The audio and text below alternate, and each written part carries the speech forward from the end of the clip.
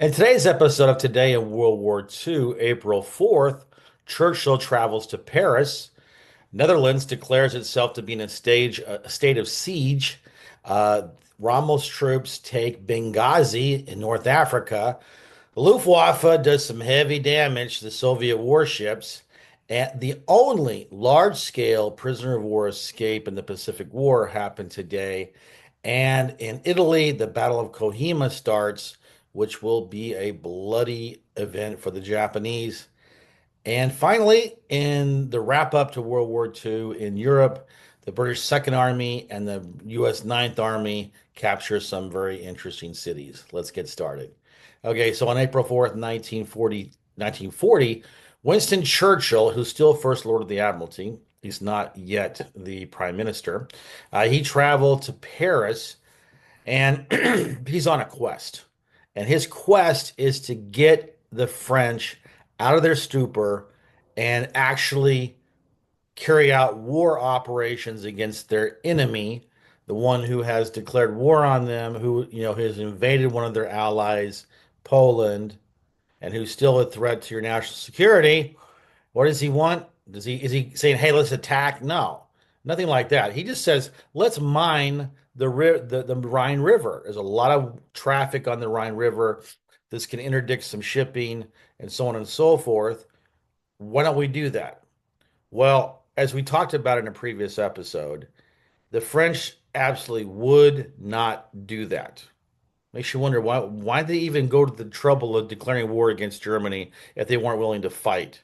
Well, give it a few weeks and they're going to be getting all the fight they can handle, actually more than they can handle as we see.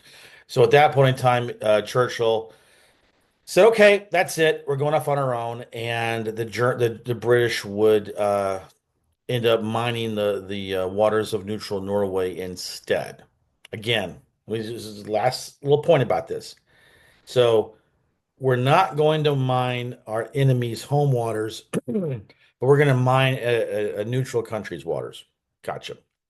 On April 4th, 1940, the Netherlands declared itself in a state of siege. They're a little bit early on that, but at least they're waking up a little bit, considering that a few months ago, when the Germans' battle plans, invasion plans, dropped right into their lap, they refused to believe it. That was the Fall Gelb event. And so now they're starting to wake up a little bit and they're saying, okay, yes, we're going to declare ourselves in a state of siege. Judging by what happens a few weeks later, I'm not sure that declaration did anything to prepare themselves more than just, "Here, come get us," right? Um, as a general rule, declaring something a state of siege doesn't necessarily work with authoritarian regimes. I'm a witness of that because a little over 25 years ago, I got married to a Russian woman in Moscow, and I immediately declared myself to be in a state of siege from my mother-in-law, and it didn't help. Okay, I've been in a state of siege for 20 over 25 years, so not really a good move on the Netherlands' part. It was a naive move on my part as well. On April 4th, 1941, Rommel's troops captured Benghazi.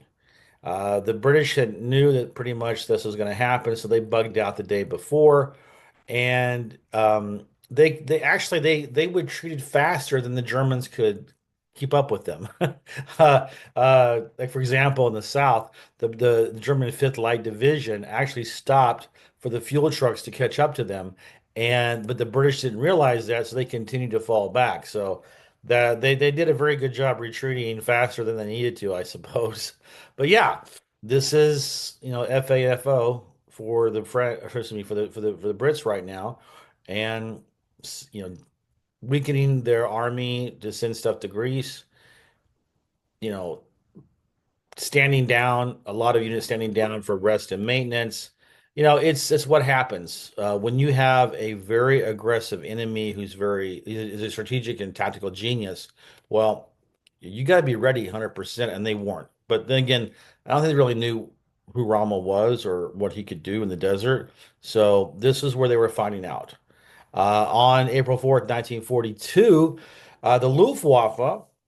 launched a major attack on the main Soviet naval base on the Baltic near Petersburg, actually Leningrad then, at Kronstadt, and they damaged 13 Soviet warships.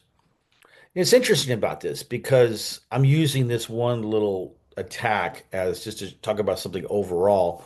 The Soviet Navy was kind of a non-factor in this war. They didn't do much at all. Now, in their defense, the Soviets and the Russians before them, and the Russians now, they are cursed by geography because they're bottled up at the far end of the Baltic Sea and the Gulf of Finland.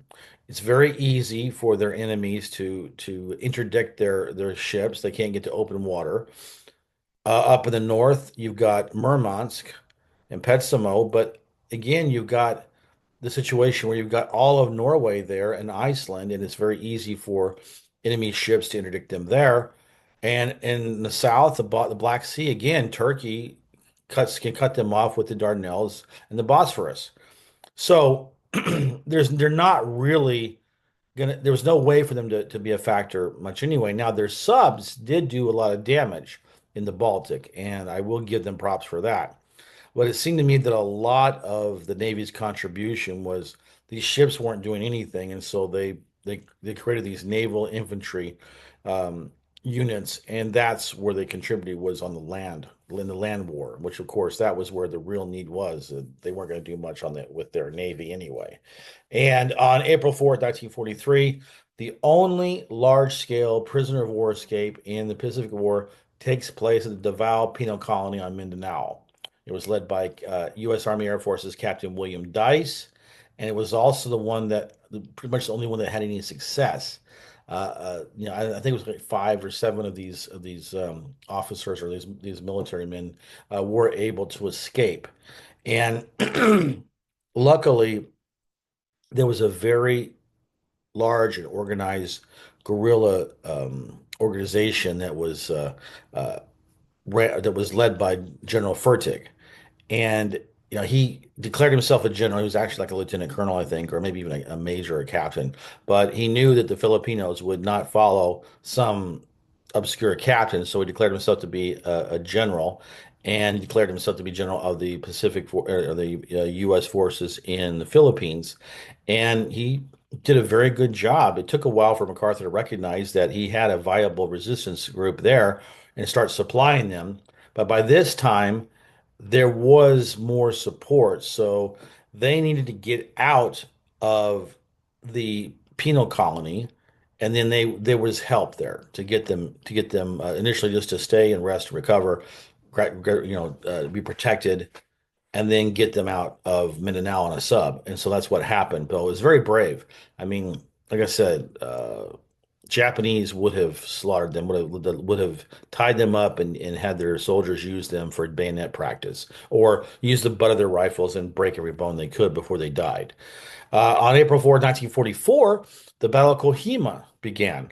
Kohima is a town in, I guess it's now it's in Bangladesh.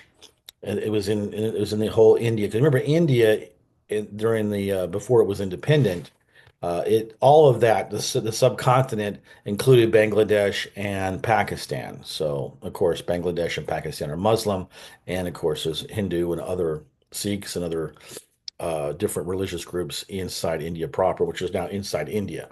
Imphal was next to it. This is all part of the Japanese ill-fated, absurd strike into India when they're losing the war in the Pacific, and they're not even using the bulk of their army.